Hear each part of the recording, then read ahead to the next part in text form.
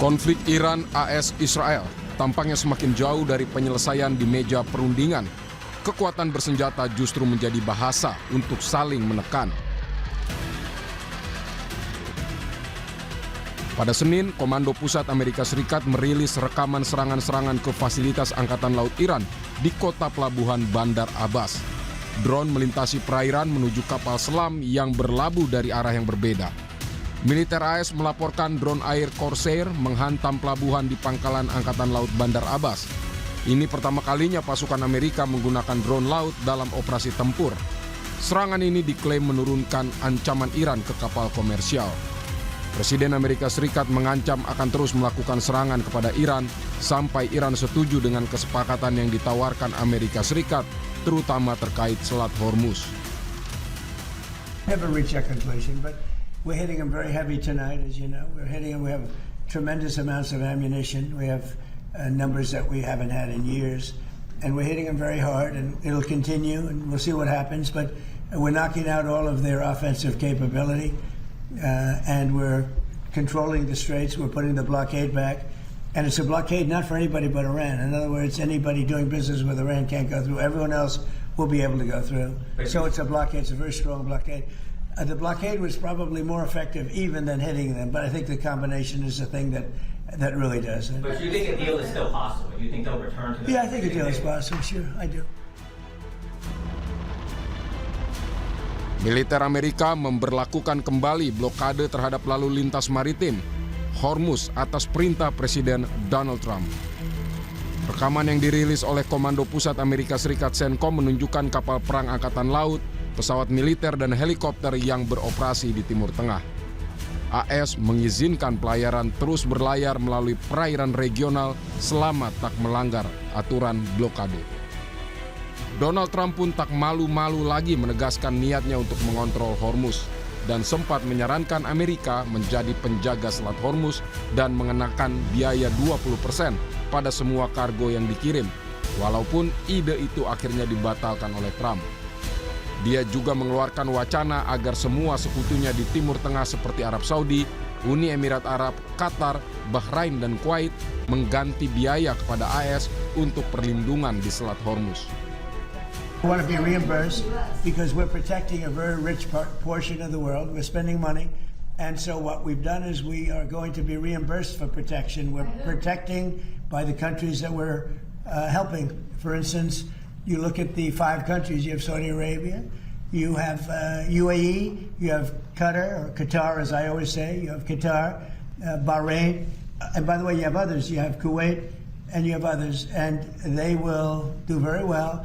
But we think it's appropriate that we don't need them. You know, we have more oil than any other country in the world. When you add Venezuela, which has been amazing, which has tremendous amounts of oil that we control, when you add Venezuela and everything else, we have more than 50% of the world's supply. We don't need it, but we need it from the standpoint of protecting allies, etc., etc.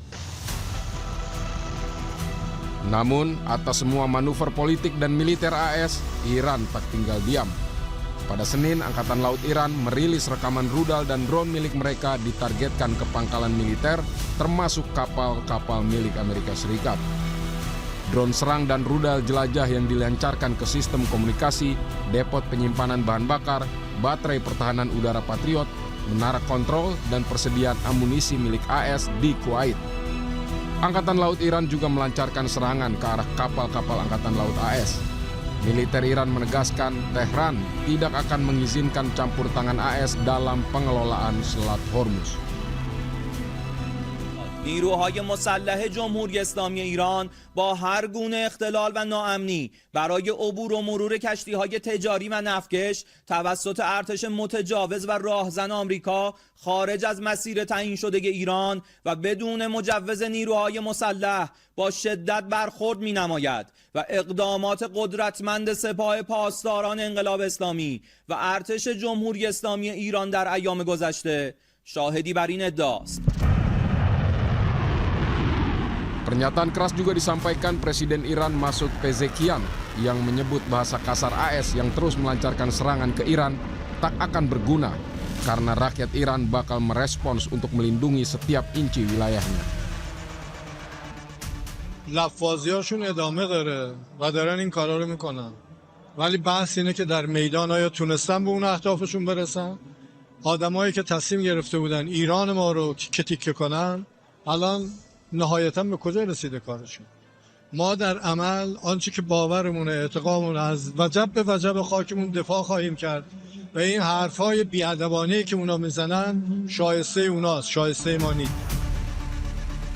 Pengamat Timur Tengah dari Badan Riset dan Inovasi Nasional atau BRIN, Nostalgiawan Wahyudi menyebut perang sudah menguras signifikan APBN Amerika Serikat, sehingga muncul ide untuk menetapkan tarif di Selat Hormuz dan sempat meminta biaya pengganti perang dari negara-negara sekutu.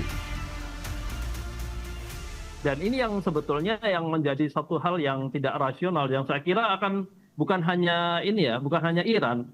Negara-negara secara internasional ketika mendengarkan bahwa dia akan menerapkan tarif 20% dari misalnya total kapital minyak yang diangkut, maka dia semua akan berteriak gitu.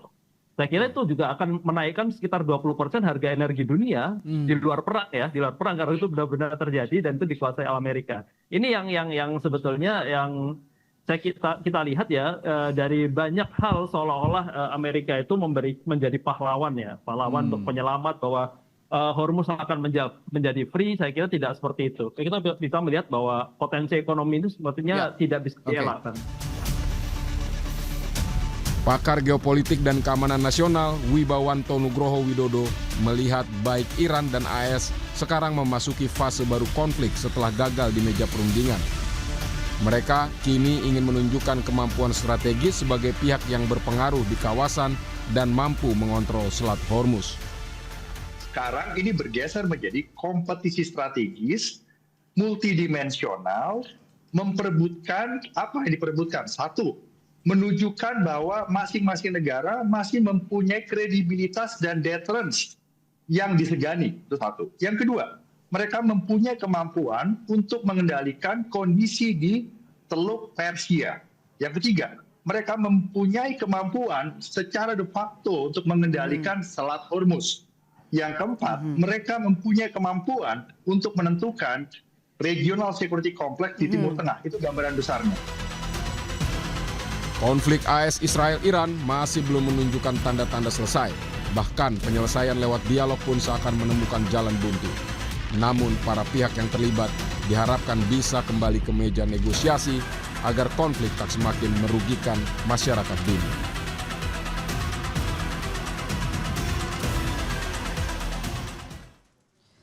Saudara, militer Amerika Serikat kembali memberlakukan blokade terhadap pelabuhan-pelabuhan Iran. Amerika juga melancarkan gelombang serangan baru ke wilayah Iran.